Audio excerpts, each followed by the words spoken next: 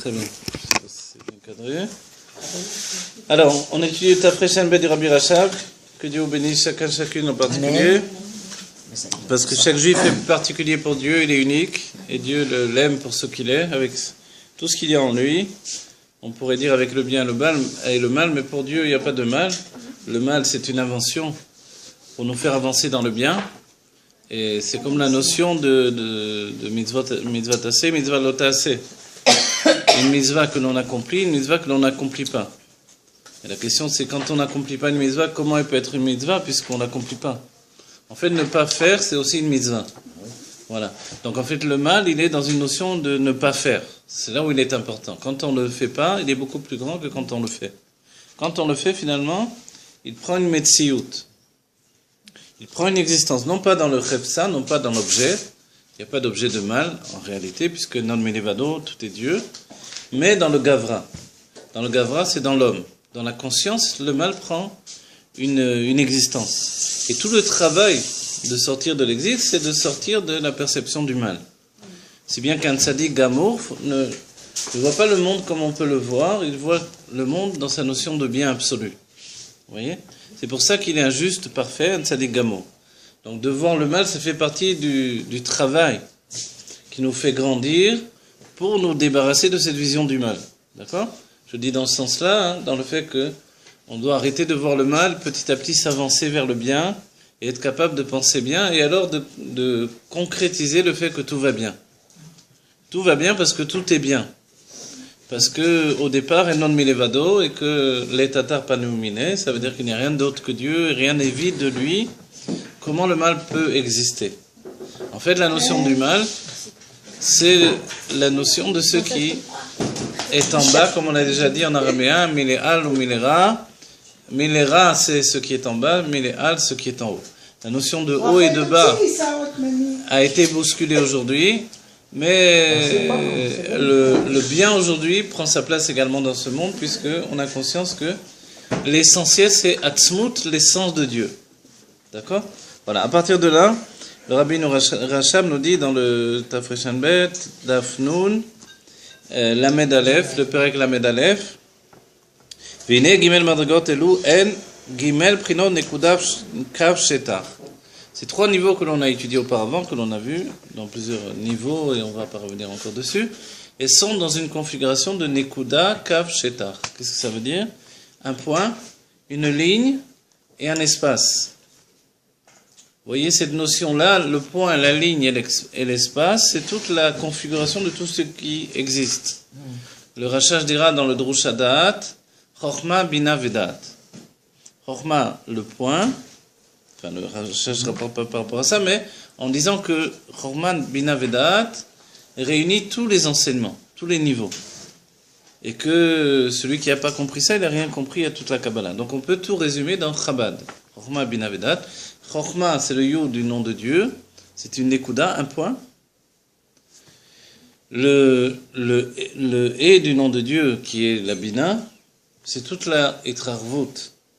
C'est toute la largesse que va prendre maintenant le yod. Et donc là, ça devient finalement cette ligne. Une ligne qui, elle, va se répandre. Et c'est pour ça que du côté gauche du et de la bina, il y a un yud ou un vav, et ce vav, il va descendre finalement. Et il va devenir le vav lui-même. Le vav, c'est le jeune homme qui est enfanté par la bina, la réflexion intellectuelle. Le jeune homme, c'est-à-dire les sentiments. Les sentiments, c'est toujours un jeune homme. Donc les sentiments, finalement, c'est pas féminin comme on peut penser, mais masculin. D'accord? Donc l'idée en général que l'on dit que la femme est sentimentale, on l'a déjà souligné plus d'une fois, c'est pas exact jusqu'au bout. Elle est plus rikshit, elle est plus sensible que l'homme, mais elle n'est pas sentimentale en réalité. Elle est autre que sentimentale, elle est une bina, donc elle est dans le niveau de la hitbonenut et de la hitpaalut, l'émerveillement. C'est la qualité féminine. Mais elle enfante les sentiments. Et comme elle enfante les sentiments, elle est toujours attachée aux sentiments. Elle ne les quitte jamais. De ce fait-là, on peut l'apparenter aux sentiments. Il y a un enseignement dans toute la Kabbalah que l'on peut apparenter le niveau inférieur au niveau supérieur. C'est très important pour nous. C'est-à-dire que l'on peut apparenter la malchut, peut être considéré comme Zeranpin. En traduction, le « et » du nom de Dieu, le dernier « et » peut être apparenté au Vav.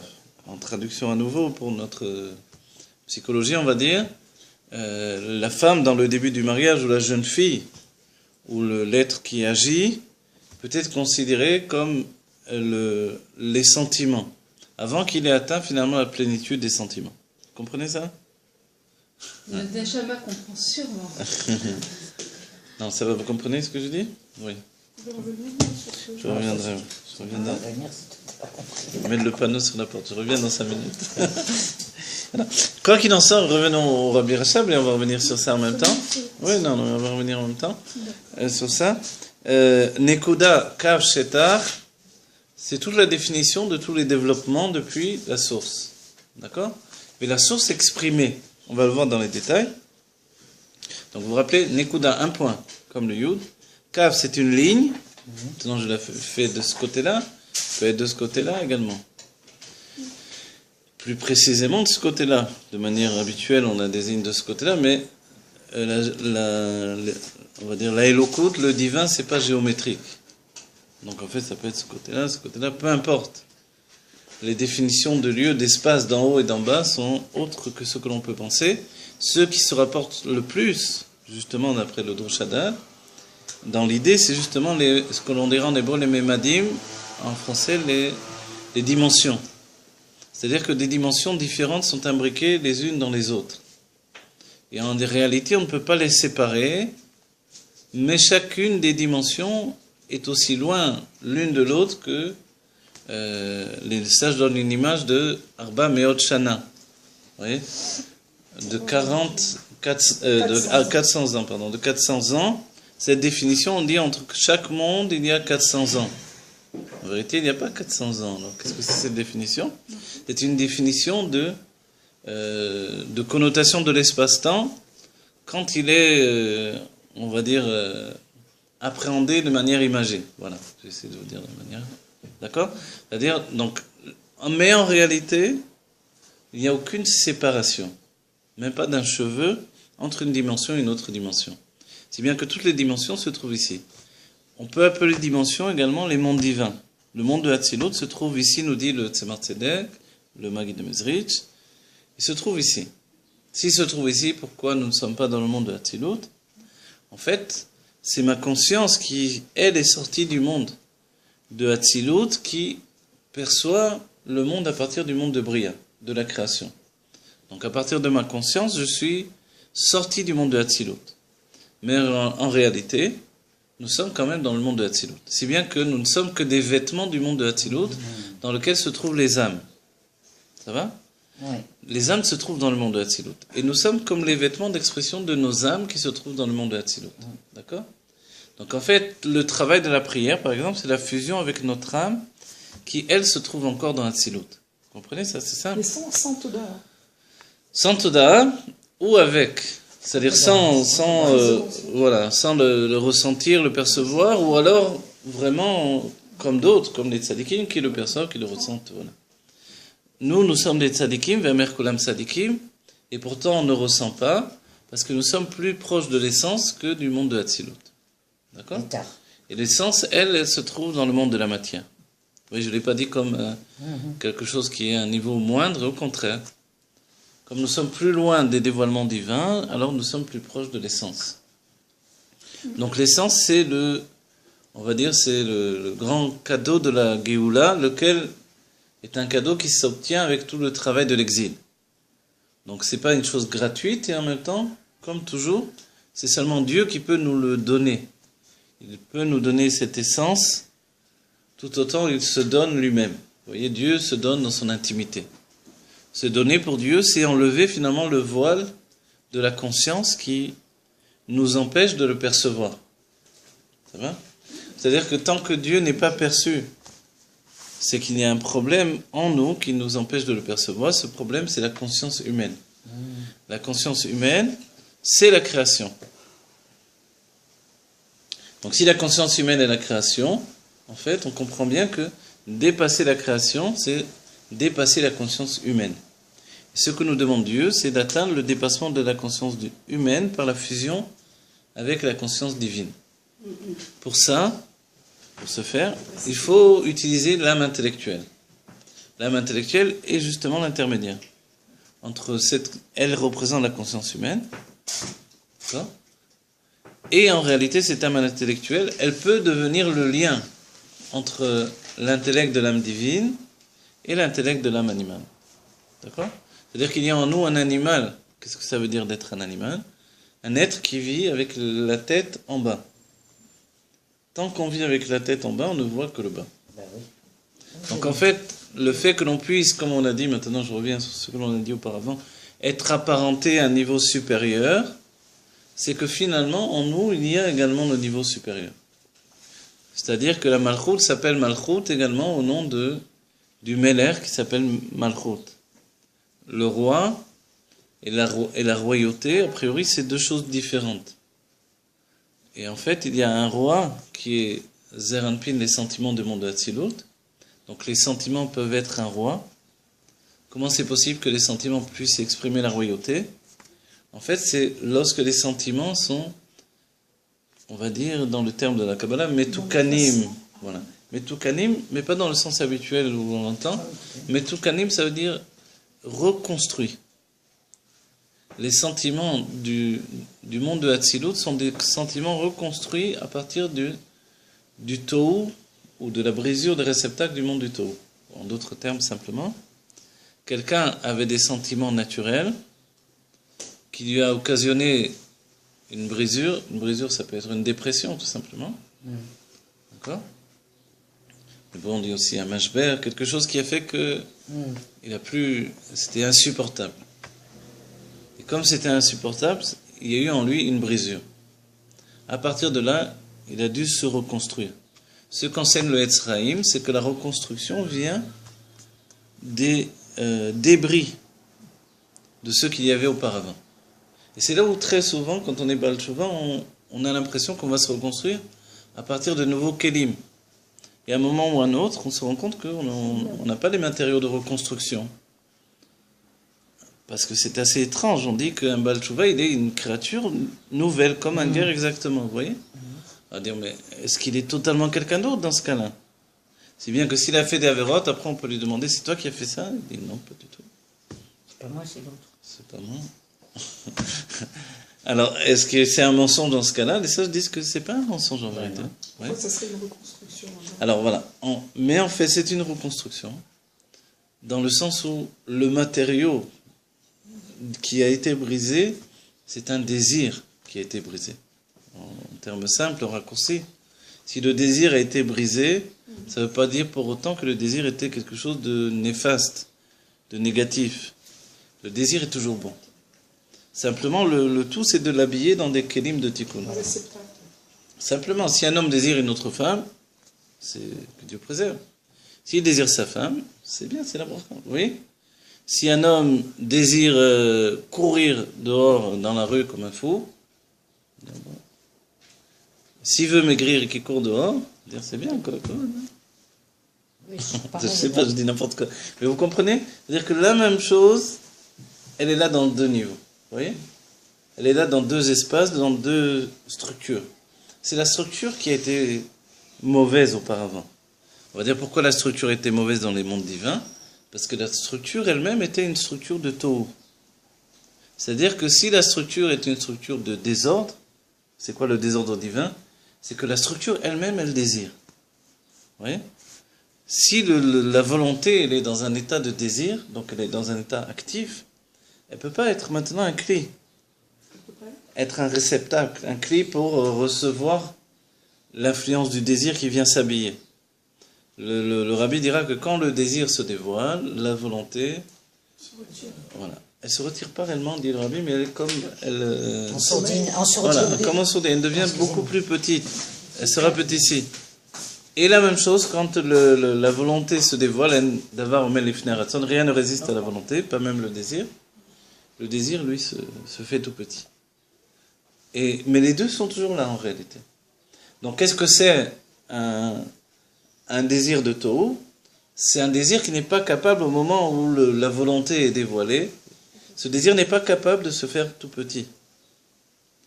voyez, il n'est pas capable d'être mitalem, de s'effacer. Il n'est pas effacé, Tzimtzum, et non Kipshuto. En réalité, il est toujours là. Mais s'il n'est pas capable de s'effacer au moment où je veux, la volonté ne sera pas suffisamment puissante, et elle ne pourra pas construire des kelim puissants, larges et grands. Et donc, dans le cas, on va dire, optimal, quand la volonté se dévoile avec toute sa puissance, le désir, lui, s'est calmé au maximum, bien qu'il ait été le moteur de cette volonté, et il occasionne que la volonté puisse s'exprimer avec toute sa structure. Et dès que le désir, maintenant, revient, en fait, il trouve un cli. Un réceptacle, c'est la volonté elle-même. Vous comprenez? Et quand le désir est Metukan, pourquoi est-ce que la volonté se ferait plus petite? Parce que le désir est Metukan. Et c'est pas question de... On parle du désir vraiment divin, Metukan, ouais. C'est vrai qu'ici, on l'a vu dans le sens de Tohu, c'est vrai. Mais l'idée du Tohu que l'on a, nous, elle est humaine. C'est-à-dire dans le sens où il y a une brisure parce qu'il y avait un problème, parce que c'était pas bien, parce que c'est...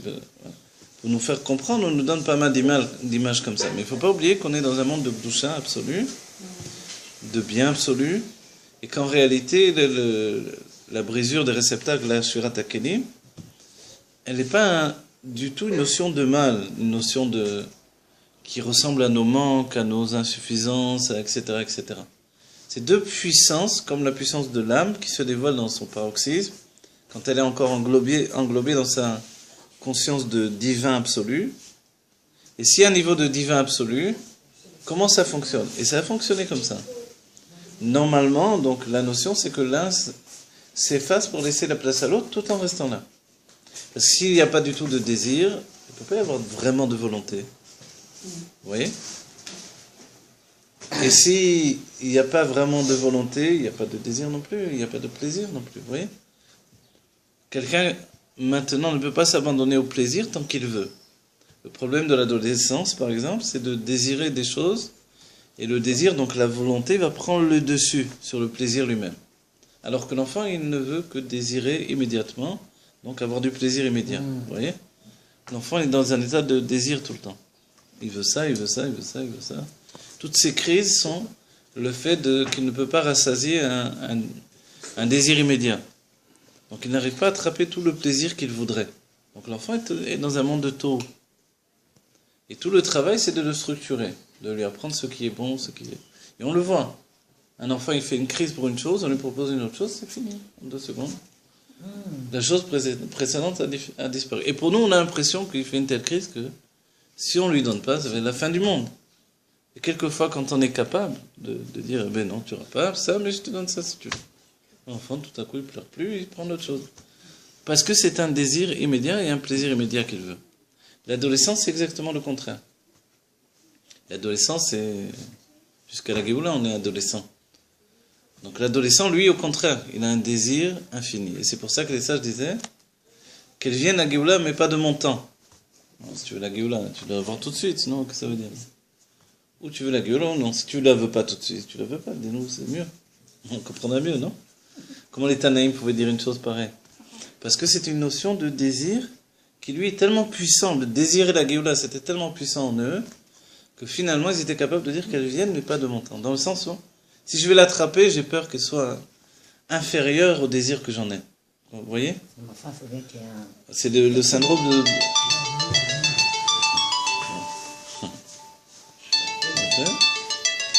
C'est le syndrome de Don Juan, quoi. Celui qui veut une femme tant qu'il n'a pas obtenu. Dès qu'il obtient, il la veut plus. Ouais. Donc ce syndrome, entre guillemets, elle a dit, entre les sadikim et les Don Juan, évidemment. Bah oui, aucune comparaison. Mais vous avez raison. Non, mais on réutilise l'idée. Oui, je comprends. Oui, En vrai, vous avez raison de citer cet exemple. parce qu'on comprend immédiatement. Le Shirachikim ne lui donne pas plus d'amour et ne Oui, voilà, n'éveille pas l'amour avant qu'il ne donne pas l'amour avant qu'il ne s'éveille, ou je ne sais plus trop comment traduire. Ouais. Mais en même temps, on dit, il y a le fait de... voilà. Oui, vous avez raison. Je ne sais pas trop ça. Ok, c'est ça exactement. C'est ça exactement, mais dans notre génération, justement, le temps est venu d'éveiller cet amour-là. C'est l'amour de Dieu. Pour avoir un Dieu immédiat. Vous voyez? Auparavant, donc, il y avait une notion, de toute façon, d'espace. L'espace, c'est exactement ce que l'on dit. Il y a une nekuda, un point de commencement de toute chose. Le kaf, c'est l'espace qui est en train de se créer depuis ce point de départ. Le point de départ, il a déjà une structure, c'est le tikkun. Vous savez que ce qui est extraordinaire dans le monde du Tohu, donc qui était un monde spirituel, dans ce monde spirituel de Tohu, qui est un monde, il existe toujours en réalité, dans ce monde-là, tout était de la Kedusha, on l'a dit d'abord. Les kelim, les réceptacles sont de la Kedusha aussi bien que les lumières. Mais dans ce monde-là, la lumière infinie reste avec toute sa puissance telle qu'elle était avant même que les mondes ne reçoivent un endroit pour y habiter. Donc en fait, le monde de Tohu se comporte encore avec la puissance de la proximité avec Dieu, comme s'il n'y avait aucun tzimtzum. Parce qu'il n'y a aucun tzimtzum. Vous comprenez? Je recommence. C'est extraordinaire, c'est qu'il est très élevé. Beaucoup plus. Ah ben oui, bien sûr que oui. C'est pour ça que Esav pouvait devenir Mashiach.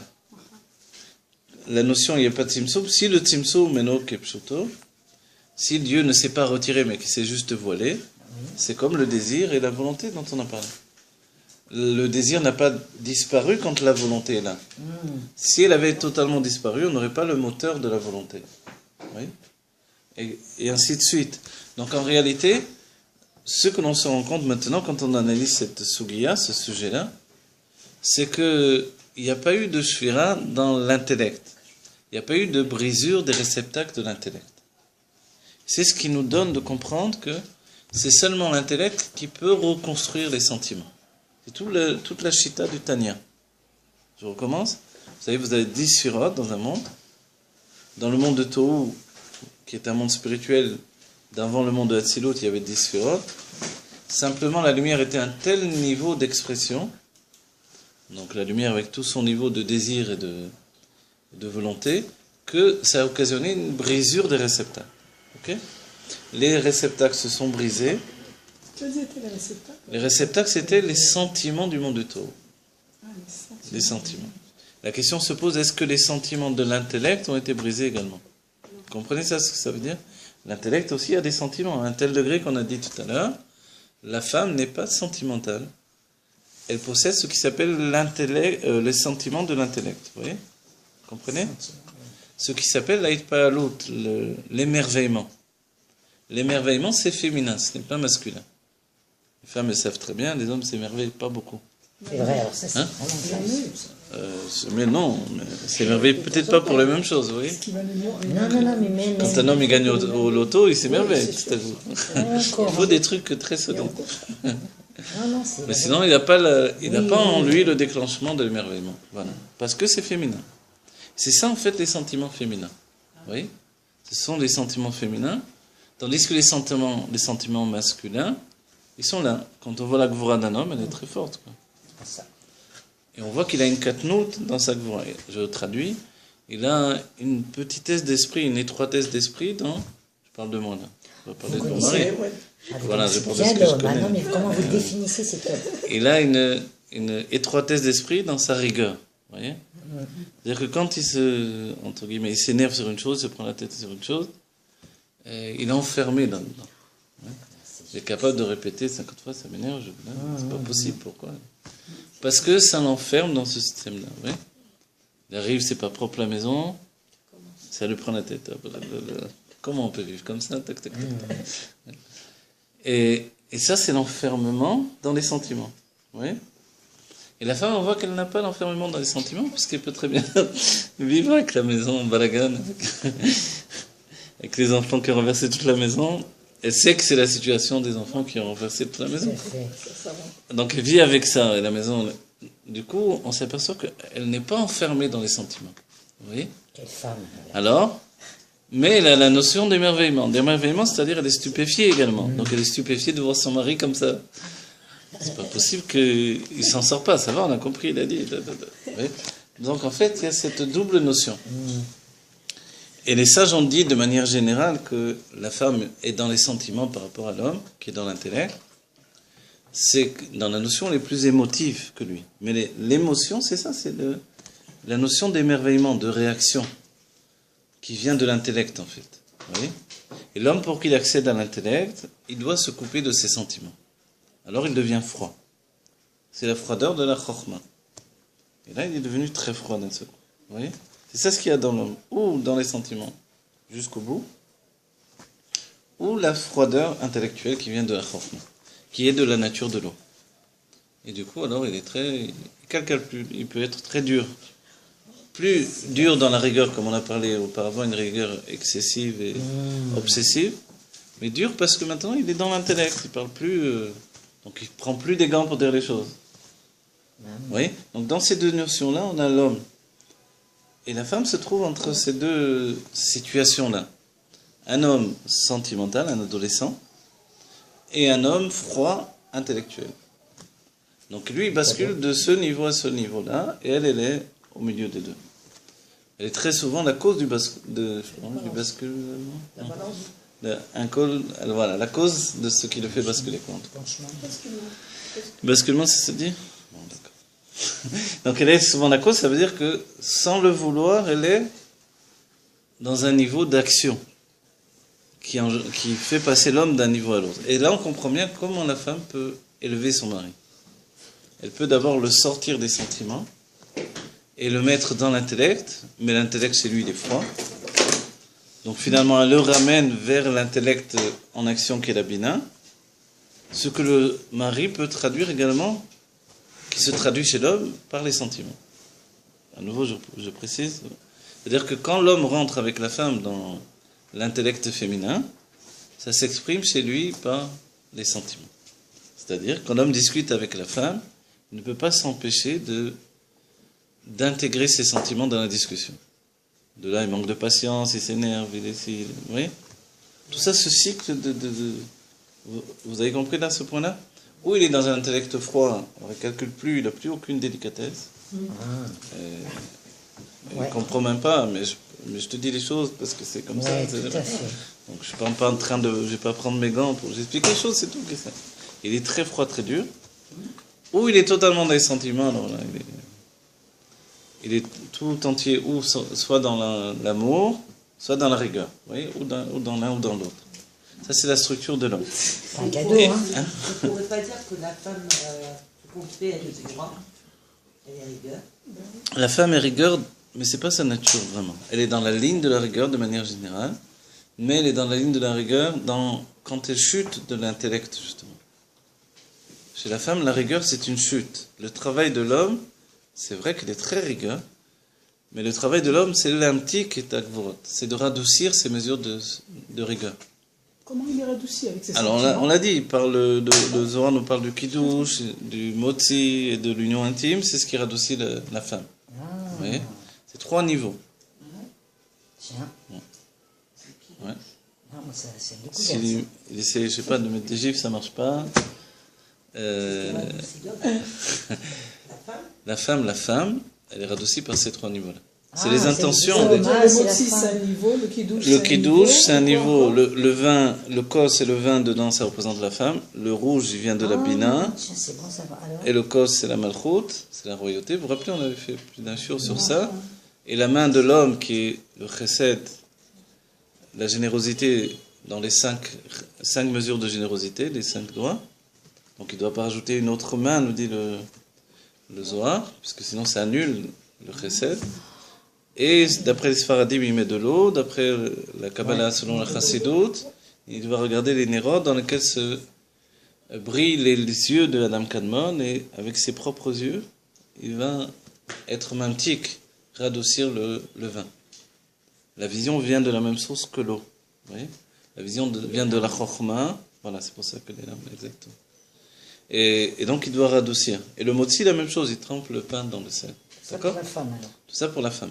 Tout ça pour radoucir la femme, mais avant de la radoucir, il se radoucit en premier. Ouais, il ferait bien. Parce que sinon, il doit lui donner le verre. Non, il radoucit. On travaille d'abord sur soi avant de travailler sur les autres. Voilà. Donc il se radoucit lui-même, et après il radoucit. On a dit, d'accord?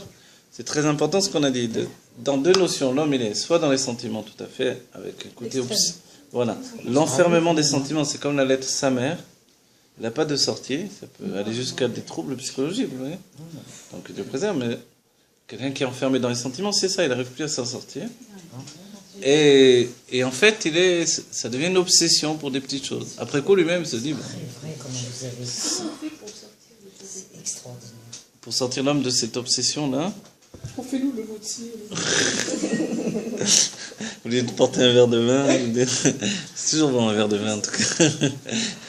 Le mieux, c'est de l'atteindre dans la source. On dit la femme peut dévoiler la source de l'homme, qui est sa source à elle aussi, mais elle y a accès plus facilement. C'est pnimiotatique. Le mieux, c'est de dévoiler du plaisir, d'une manière ou d'une autre. Ça peut être même quelque chose à manger, quelque chose à boire, etc. Oui, qui s'énerve, vous lui donnez un moment de calme, déjà ça va le calmer, quoi. Oui.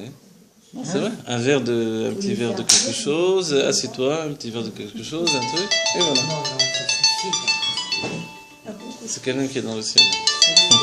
Ah, Mais quand ça vient de lui qui boit quelque chose, ça va le radoucir. Qui boit lui-même quelque chose. Ouais. Il faut lui laisser se tranquilliser dans ce cas-là. Voilà. Mais ça sera, c'est beaucoup plus actif si c'est la femme qui lui donne. Comment vous avez décortiqué l'homme, c'est de la folie. Parce que je connais bien les hommes. C'est même pas un homme en particulier, c'est... Voilà. Ok. Donc, maintenant, vous voyez, tout ça, ça s'inscrit dans la notion également de Nekuda Kavsheta. D'accord ?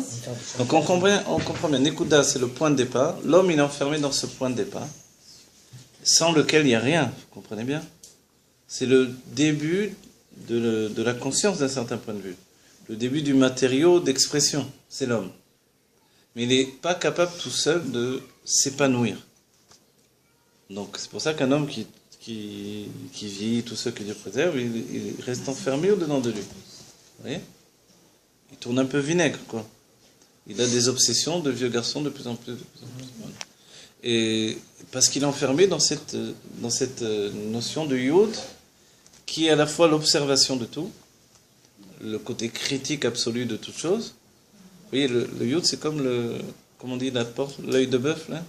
On regarde et on voit tout, ce qu'il y a derrière. On voit pas grand-chose, mais on voit tout. On voit les personnes déformées un peu, etc. Ils peuvent voir toute chose un peu déformée comme ça. Parce qu'ils voient toute chose à partir du point de départ des choses. D'accord ? Donc, dans cette vision-là, s'il ne sort pas de son propre yod, vers l'expression, il peut devenir malade de cet enfermement-là. Vous voyez ? Et ce yod-là, finalement, c'est un hibour, une gestation. Et la gestation, compte tenu qu'il n'a pas grandi ses sentiments, il s'installe dans les sentiments. Et alors, il tourne à l'obsession dans les sentiments, l'obsession sentimentale. Oui, vous comprenez l'idée ? C'est pour ça qu'il y a par exemple des jeunes hommes ou moins jeunes qui seront capables de faire une centaine de rencontres et qui ne trouvent jamais celle qu'ils veulent. Pourquoi ? Parce qu'ils sont enfermés en fait dans leur vision de la femme qui n'est pas en rapport avec la réalité. Donc quand ils rencontrent la réalité, ils ne rencontrent pas la femme qu'ils ont dans leur tête. Du coup, il y a toujours quelque chose qui ne va pas. Voilà. Et la femme, de toutes les manières, qui est en face d'eux, ils ressentent également qu'il y a quelque chose qui ne va pas en lui. Vous voyez ? Malgré qu'il est là, il affirme qu'il veut, etc. Donc en fait, cet enfermement, il est dans un enfermement de la conscience. Donc c'est pourquoi maintenant je dis tout ça, par l'idée que Dieu a mis en place une troufa, tout ça, c'est la femme qui sort l'homme de son enfermement. Et la femme, donc, elle doit savoir que si elle est capable de donner du plaisir à son mari, le plus petit plaisir, ça peut être n'importe quoi, d'être agréable 5 minutes, avant de lui crier dessus. C'est-à-dire que si elle va vers lui avec le câble, la ligne de la rigueur, elle perd tout, il se renferme dans sa cellule. D'accord ? Ça fonctionne comme ça. Ou alors, il se renferme jusqu'à ce que lui-même il explose. Voilà. Et quand il explose, comme il est dans la ligne du chesed, il ne sait plus s'arrêter. Donc, vous voyez, le système, il est comme ça, c'est ce que Dieu a mis en place. On le voit, on le vit. Puisque la femme, elle est capable de s'arrêter. On le vit. Et comme la femme, elle réagit pas, la plupart du temps, en fait, quand lui, il devient maintenant attaquant, ça lui monte les nerfs encore plus, parce que à ce moment-là, il voudrait un interlocuteur qu'il ne trouve pas la plupart du temps. Parce qu'elle ne reconnaît pas en ce moment-là, donc elle ne veut pas discuter avec quelqu'un qu'elle ne connaît pas. Vous voyez, c'est un cercle vicieux que l'on vit au quotidien, dans des petits trucs débiles de notre vie, qui s'appelle l'exil que l'on porte avec nous dans notre bagage. C'est pour ça que l'on dit que la Géoula, elle vient quand même de la Bina malgré tout. De la femme, parce que la femme a la faculté de s'attacher au plaisir. Mais elle ne sait pas le faire de manière naturelle. C'est le mari qui doit lui apprendre à s'attacher à ce plaisir qu'elle peut atteindre d'une manière beaucoup plus rapide que l'homme. C'est assez curieux ce que je dis là. C'est-à-dire que l'homme, il sait s'abandonner au plaisir, mais il ne sait pas toujours l'atteindre quand il est dans les sentiments. De là, le stress qui grandit en lui. De là, le fait des obsessions, du mal-être, etc., etc., parce qu'il n'arrive plus à toucher le point qui va le revitaliser, le plaisir. Mais on ne connaît pas notre plaisir qui ne vient pas des sentiments. Quel est le plaisir? Non, alors le sentiment, en fait, c'est juste un passage d'expression. Mais c'est pas du tout le plaisir et les sentiments, c'est deux mondes différents en réalité. Les sentiments sont basés sur l'expression, vous voyez. L'expression justement en mesures différentes, entre deux lignes générales d'amour et de crainte. Donc on a peur de quelque chose ou on aime une chose. Et dans notre esprit, on traduit aimer à désirer. Mais c'est pas vrai, c'est pas vraiment la même chose. Vous voyez. Parce que le désir, lui, il nous rattache à une volonté qui est active. Et l'amour, même si elle est exprimée, elle n'est pas toujours en construction, en fait. Mais quand on a un véritable désir, alors la volonté est très forte et on fait quelque chose. Et ça, nous dirons qu'il vaut mieux faire une chose que ne pas savoir si j'ai fait ou non. Vous savez qu'il y a un korban talouï. Korban talouï, c'est celui... Talouï, ça veut dire... je ne sais pas trop comment t'as dit. Suspendu. Ouais, suspendu, mais dans le sens où... en réalité, je ne sais pas si j'ai fait une faute ou non. Je ne me rappelle plus. Donc j'apporte un korban. Voilà. Ah ouais. J'apporte un korban qui lui est... en fait, Dieu, pourquoi il va accepter un korban si tu n'as pas fait de faute? Donc c'est des deux côtés, vous voyez la situation. Moi j'apporte un korban parce que je ne me rappelle plus, j'ai peut-être fait une faute. J'ai l'impression que je ne me rappelle plus. Vous voyez? Ouais. On va dire c'est pas normal que tu ne te rappelles pas. Ce korban-là, il ne devrait pas exister. Oui. Vous voyez? Ou tu as fait, ou tu n'as pas fait. Fait. Si tu as fait, tu peux faire tchouva, tu apportes un korban, c'est fini. Si tu n'as pas fait, alors, vous voyez, donc on ne peut pas vraiment faire tchouva parce que je ne sais même pas si j'ai fait une faute. Vous voyez? Et ce corban lui-même, il s'appelle Talouï. Voilà. Donc Et s'il c'est pour existe, c'est qu'il y a. Et alors, c'est qu'il y a cette situation. Bah, bien sûr. Mais c'est pour ça que la définition qui est évoquée dans le Tanya, c'est que la première des choses, c'est de savoir où je me trouve. Je suis un rachat, un tzaddik, un benoni. Dès que j'ai dit, bon, ça va, j'ai compris, je suis un rachat. Vetovlo. Le bien, c'est l'essentiel en moi, mais je peux basculer et faire des fautes tout le temps. Au moins, je sais où je suis. Donc forcément, quand je porte mon korban, korban, ça veut dire kirou, se rapprocher de Dieu. Quand je me rapproche de Dieu, je sais que je me rapproche totalement parce que j'ai envie d'aller vers Dieu. Mais quelqu'un qui dit, moi je me suis jamais vraiment séparé de Dieu, enfin je crois pas, peut-être. Allez savoir. Il ne sait pas dans quel monde il est en réalité. Et ça c'est une très mauvaise chose. Et ça se trouve comme ça dans les sentiments. Maintenant dans le Keter c'est tout à fait différent. Dans le Keter il est dit qu'il y a là-bas les sfekot de Hatik. Les doutes de Hatik Yomin, les doutes du Keter, les doutes du plaisir. Les doutes du plaisir dans le niveau le plus haut, pas le plaisir terrestre. Dans le niveau le plus haut, c'est qu'il y a des plaisirs divins qui ne sont pas organisés de manière... Alors on dit que les doutes c'est quoi? C'est qu'on ne sait pas comment c'est construit. Le Keter, on ne sait pas vraiment comment il est construit. Vous voyez? On appelle ça Sfekot de Hatik. Et on dit Tsaril le Hatir et Sfekot de Hatir. Il faut comme dénouer les doutes de Hatik. Maintenant, du Keter, donc voilà, du plaisir.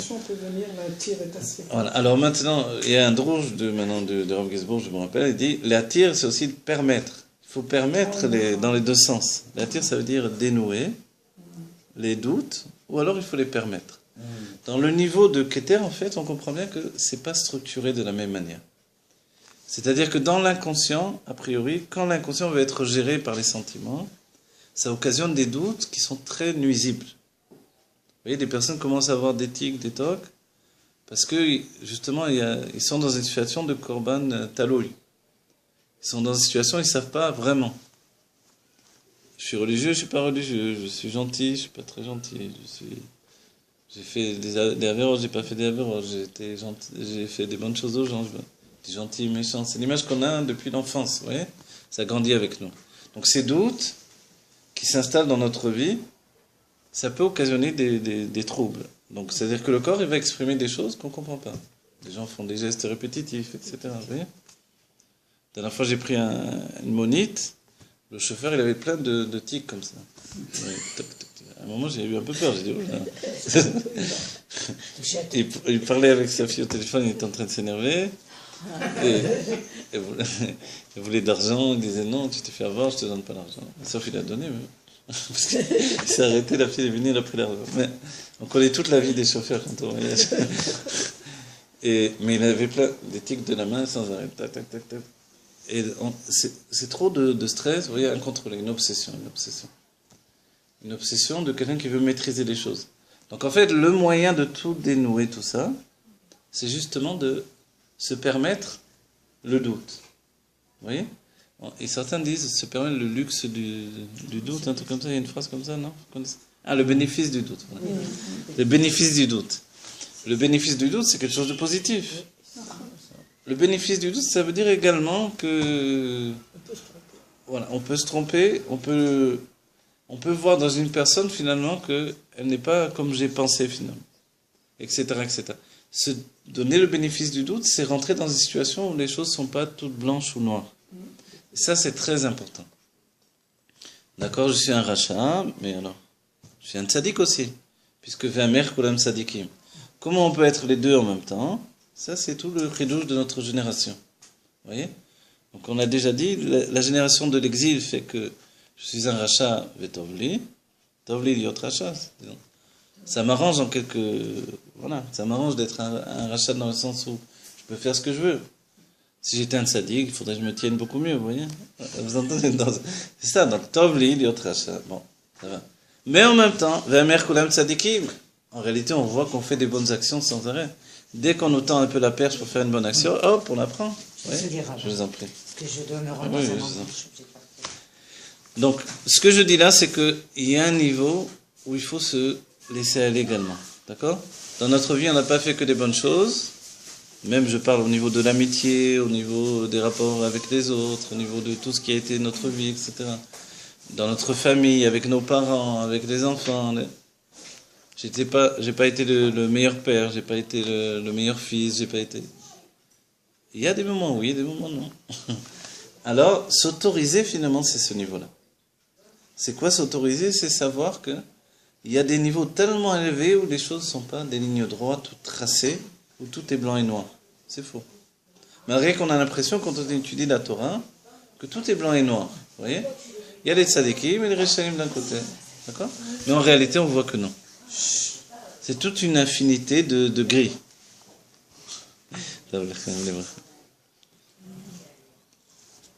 Bon, ça va, on revient à la base. Ça va, c'est bon? Je me suis trop attardé peut-être, j'ai voulu trop donner des détails. Alors regardez ce que l'on dit ici. Donc c'est notion de nekuda kavsheta, des nekuda ou prinat atzmit, chez les malas, adan mi prinat emshacha vegilui. Je traduis. La nekuda, c'est un niveau essentiel qui est encore au-delà, au-dessus du niveau du dévoilement. Vous vous rappelez, on a donné l'image de la chokhma, qui est exactement le propre de la nekuda, du point. Nekuda, ça veut dire un point comme le yud. Vous savez, dans la soufroute, dès que vous faites un point, c'est un yud. D'accord? Tous les points, même les points des voyelles en hébreu, vous voyez, le patar, c'est 3 points. Non, c'est pas ça, c'est le ségol qui est 3 points, pardon. Le ségol est 3 points. Le tséré, c'est 3 points l'un sur l'autre. Dans la Kabbalah, les points, ils ont une valeur numérique de 10. Chaque point, quel qu'il soit, il a une valeur numérique de 10. Donc, vous voyez, donc, quand vous avez un ségol, c'est 30, etc., etc. Donc, ça veut dire que si c'est 10, c'est yud. Si c'est yud, c'est chokhma. Vous comprenez? Donc, la chokhma, c'est la notion de ce point. Alors, qu'est-ce qui représente le point? C'est tout ce qui est le commencement dans la notion de, regardez, je le traduis à nouveau, des nekuda ou prinat atzmit chez les malades, dan mi prinat emshacha vegilui. C'est un niveau essentiel qui est encore dans l'état qui précède l'emshacha, la chose ne s'est pas répandue ni dévoilée. Ou kemo nekudat yud she'en ba adain itpashtut orer verochav, comme la nekuda de yud, donc le point du yud, qui ne possède pas en lui la largeur et la longueur. Donc il est un repliement sur lui-même. Quand on a donné l'image de l'homme, vous comprenez bien qu'il est comme ça en lui. Et qu'en réalité, il a un besoin constant de revenir à cette notion-là. De revenir à ces notions de yud. C'est pour ça qu'il est bon d'aller au mikvé tous les jours pour un homme. Parce que dans ce cas-là, il revient dans le niveau de Yud qui se trouve dans le E. Vous voyez, dans le E, il y a un Yud, on a dit, ce Yud, c'est comme l'enfant dans le ventre de la mère. Et dans le Mikvé, qui est la Bina, donc le Mikvé, il est bon pour l'homme, puisqu'il rentre dans la Bina, à ce moment-là, il redevient un Yud. Il s'essentialise à nouveau. Et ça le renouvelle totalement. Ça ressource tous ces points de dévoilement. Vous comprenez ? Donc, c'est-à-dire que si on ramène les choses au Shlom Bayit et au fait de la femme et de l'homme, etc., on comprend bien que la femme ne peut pas obtenir de l'homme ce qu'elle veut obtenir en étant dans un dévoilement de rigueur constant avec lui. D'accord ? Parce que la rigueur chez la femme, c'est toujours une chute. Et on le voit, elle chute dans ce moment-là. Au moment de la rigueur, elle est en chute. Et c'est pour ça qu'elle doit retrouver son niveau supérieur. Qu'est-ce que le niveau supérieur de la femme ?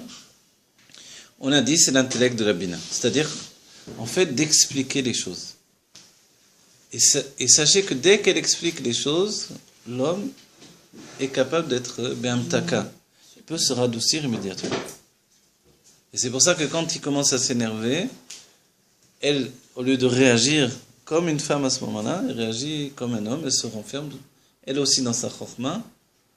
Et du coup, lui, compte tenu que il n'a pas de réponse de son côté à elle, alors qu'il est en train d'appeler la Bina pour qu'elle lui réponde, pour qu'elle lui donne de comprendre les choses, elle ne lui répond pas en tant que Bina la plupart du temps. Alors, il continue, et les Gvurot grandissent de plus en plus. Vous voyez ? Mais dès qu'elle est capable de prendre sur elle et de répondre, d'expliquer les choses, il se radoucit immédiatement. Ouais. Il faut expliquer les choses. Et c'est sa qualité, elle. Voilà, il faut l'expliquer, c'est passé ça, parce que c'est ça. Ouais. Une femme dit à son mari, par exemple, ben, j'ai pas eu la force de faire ça. Cette simple phrase-là, pour elle c'est évident que si elle n'a pas fait, c'est qu'elle n'a pas eu la force. Elle peut radoucir son mari qui est en train de s'énerver, qui ne comprend pas pourquoi tout est sans dessus-dessous. Par exemple, je donne un exemple comme ça, vous voyez ? Voilà. C'est mieux de répondre, d'expliquer les choses à un homme, que de le laisser monter dans ses voies. Parce que là, ça grandit, et elle se renferme dans sa robe. Vous avez vu le système ? Donc on fonctionne avec ça. Dieu nous a créés avec tous ces niveaux-là. Voilà. Ve'im yot sheyesh ba vav dalet, שהוא העורב והרוחב, הכל הוא בהלם עדיין, והכל בבחינת נקודה לבד, בבחינת פשיטות עדיין. Voilà. Le Yud lui-même, il contient le Vav et le Dalet. Comment on écrit un Yud ? Yud, Vav, Dalet. D'accord ? D'un certain point de vue, puisqu'il a déjà Nekuda, Kav, Shetar, il a déjà un point, il a déjà une ligne de dévoilement, et il a déjà un espace, puisqu'il y a le Yud, le Vav et le Dalet. Donc en fait, il ne ressent pas forcément le besoin de sortir à l'extérieur pour s'exprimer. Vous comprenez ? La vraie Chokhma, elle possède déjà tout. Comme elle possède déjà tout, elle possède également le contentement de tout. Vous voyez ? Donc du coup, elle peut se suffire effectivement de rien. C'est la Bina qui est toujours en remise en question constante. Elle remet toujours en question toute chose. Donc ça va pas, ça c'est pas bien, ça c'est pas assez grand, ça c'est trop petit, ça, etc. Ça je voudrais, ça j'en ai marre, ça qu'est-ce que tu penses ? Viens on achète, viens on fait. Ça c'est la Bina. Et l'homme, du moment qu'il y a les grandes lignes maîtresses qui sont le nécessaire de la vie, il peut très bien se suffire de ça. D'accord ? Parce que finalement, il a toute la construction de Nekuda, Kaf, Sheta. D'accord ?